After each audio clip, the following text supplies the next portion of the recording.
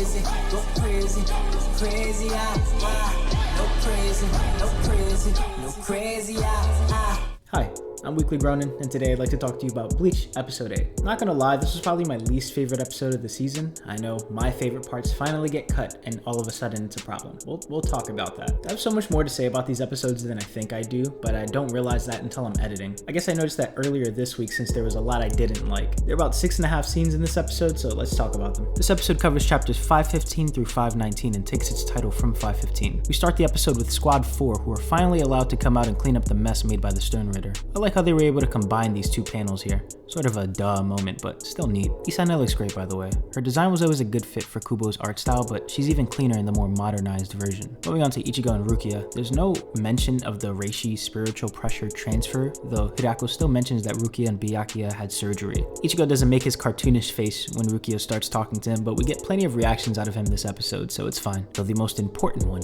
is missing. This whole "you drove the enemy away" line is capped, and we know it. So does Ichigo. We all know this was Aizen's doing.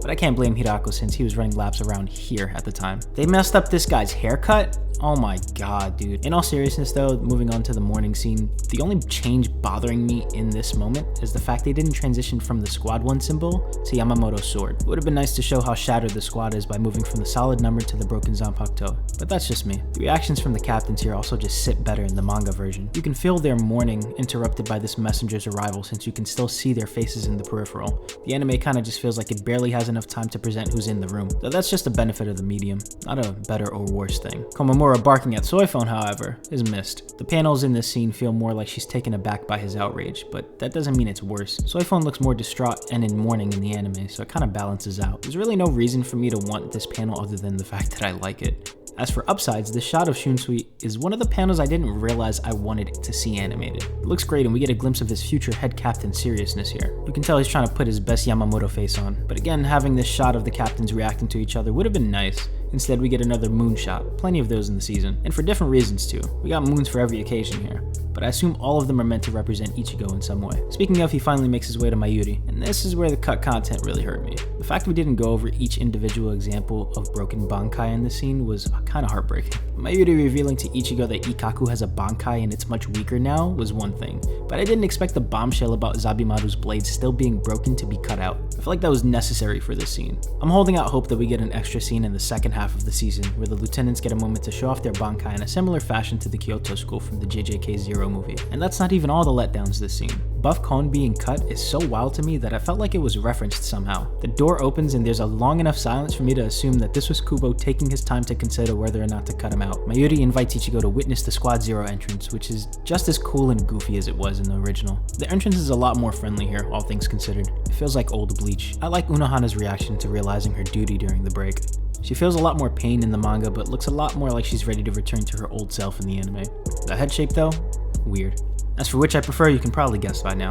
No Senjumaru intro box yet, it's not her time. Instead, we get a nice stare down between her and Mayuri. Always on brand Unohana comes in to break the tension, and I like Grimmjow's cameo being a lot more obvious in the anime because I did not get that when I read it. I just don't stare at manga panels enough to figure these things out, especially not when I was a freshman in college. It seems a lot like the techniques of Soul Society are being edited out to keep things more understandable. I don't know why they wouldn't just refer to this as a special technique. I guess Kubo's trying to keep his character somewhat humble. Anyway, they grab Ichigo and get shot up to the palace, and whoa, I completely forgot about Kukaku and Ganju. I also forgot about what this crew ended up doing this arc, but I'm looking forward to being reminded. It's so good to finally see the Soul Palace animated. This place is gorgeous. You know what would have been even better to see? Okay, I'm done. Well, at least we got this moment of Kirinji full sending Byakuya. It was a bit weird to end the episode with an intro box, but then we got the after credit scene, so it made sense. I appreciate how Ichibe's voice was used for this line instead of the fodder. And this panning shot, my goodness, beautiful. I can't wait to see all the fights up here. I know that's a while from now, but we're getting one of the best fights in the series to hold us down next episode. I had to cheat and skip ahead to see whether or not we'd be getting that fight or the lore dump because my memory's shot. I'd be happy with either, but I'd be lying if I said I wasn't more excited to see the return of Retsu. We'll get to Ichigo's backstory in a couple of weeks, it's fine. I'm mainly excited to see how the Squad Zero scenes will be spliced into this fight. The back and forth scenes have done a great job at synergizing so far, and getting some knowledge about Zanpakuto while Kenpachi's learning more about his will have a lot of replay value, especially in the dub, which I finally started watching last night. I'm hoping that in Retsu's flashback we get some more Gote 13 backstory. It would be fantastic to see a little more about how she became the most diabolical villain in Soul Society. Anyway, that's it for the episode. There was a lot to like about it, but there's two main reasons why it's still on the bottom for me. The first being Squad Zero. There's nothing wrong with them here, but the reveal means a lot less to me overall. If you read the manga, you know what I mean. It's just hard to have strong characters when your antagonist is so strong he ices anyone in his path. The second being this cut Bankai stuff. It has less to do with just wanting to see it there, and more to do with, well, what does that mean for certain cuts in the future? So finally getting a couple that I thought were more important to the story is a bit scary. We cut Kira's little scene out, but that was cool because it was kind of redundant to the point, so I understood it.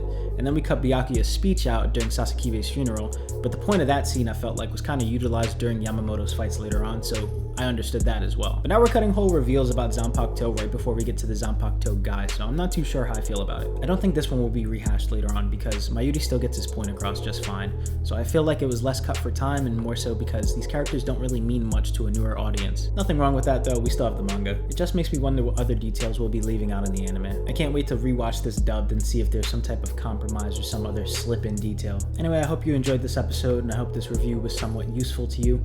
If it was, please leave a like, comment your thoughts. In the meantime, I'm gonna go watch Chainsaw Man and get to work on that review, so yeah, see you soon, be safe, bye.